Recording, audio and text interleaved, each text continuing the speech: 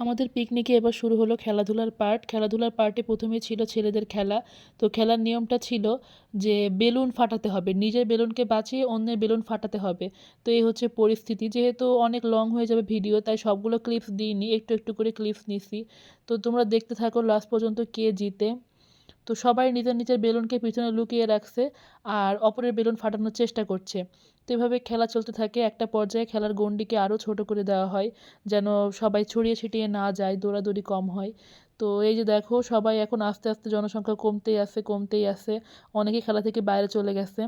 তো একটু পরে গণ্ডিটাকে দেখো আবারও কিন্তু ছোট করে দিচ্ছে। এখানে খড়কুটা দিয়ে একটা গণ্ডি বানানো হয়েছে, ওইটাকে আবার ছোট করে দিল। তো লাস্টে ৩ জন ছিল আর এই ভাইয়াটা থার্ড হয়ে অনেক খুশি। তো আমি আর লাস্ট পর্যন্ত খেলাটা দেখিনি। এবার শুরু হলো মেয়েদের খেলা।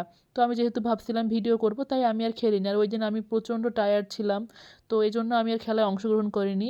খেলাটা ছিল মিউজিক্যাল চেয়ার, যে সবাই দেখো কী সুন্দর করে ঘুরছে আর যেই গান বন্ধ হচ্ছে সবাই বসে পড়ছে চেয়ারে।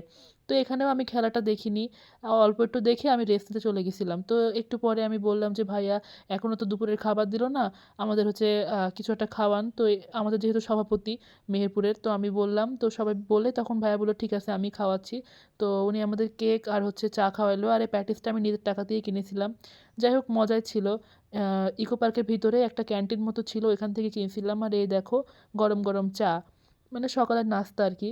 তো এদিকে একটা সুন্দর নদী আছে, নদীটা খুবই সুন্দর। তো এই নদীর কাছে আবার একটা ঘর বানানো আছে। তো আমি প্রায় 1 বছর আগে এসে দেখছিলাম যে ঘরটা বানানো হচ্ছে কেবল, তখনও কারোর এই ঘরের ভিতর ঢোকার অনুমতি ছিল না। এখন দেখছি সবার জন্য ওপেন করে দিছে, কিন্তু এই যে নিচের যে অবস্থা, এখানে তো দাঁড়াতেই ভয় লাগছে, বারবার মনে হচ্ছে ভেঙে পড়ে যাবে, একদম নড়বড়ে নিচের কাঠগুলা।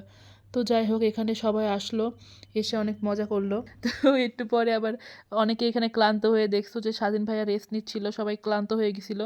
তো সবাই মিলে তাকে আবার ডেকে তুললাম খাওয়ার জন্য। তো আমরা চলে আসলাম খাওয়ার জায়গায়, আর মাঝখানে আমি একটা ফুলের গাছ থেকে ফুল ছিঁড়ে আমার কানে লাগিয়ে নিয়েছি, কসমসের ফুল।